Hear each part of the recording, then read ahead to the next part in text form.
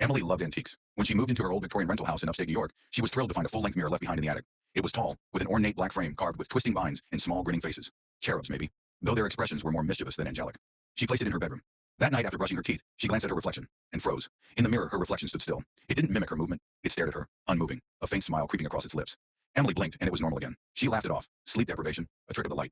But that night, she dreamed of the mirror, of stepping through it, of cold hands grabbing her and pulling her into blackness.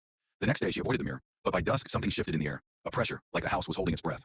When she walked by the bedroom door, she heard a tap, then another. Tap, tap, tap. The sound came from the mirror. She slowly pushed the door open. Her reflection wasn't alone. A second figure stood behind it, tall, dark, its face veiled in shadow. As she stared, the reflection smiled again, wider this time, showing far too many teeth. The thing behind it placed a hand on the reflection's shoulder. Emily turned around. No one was there. When she looked back, the mirror was empty. Just her own pale face, wide-eyed, shaking.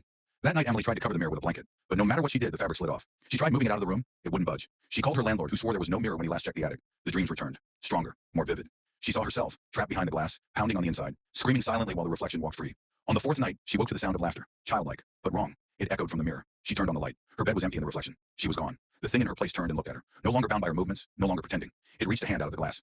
Emily's landlord received a strange call 2 weeks later, a woman asking if the house was still available. He told her the previous tenant had vanished, left all her things behind. The police were still investigating, but the woman was eager. She said she wasn't afraid of old houses, that antiques excited her. She moved in a few days later. In the bedroom, she found a mirror. She admired her reflection. It smiled back. This time it winked.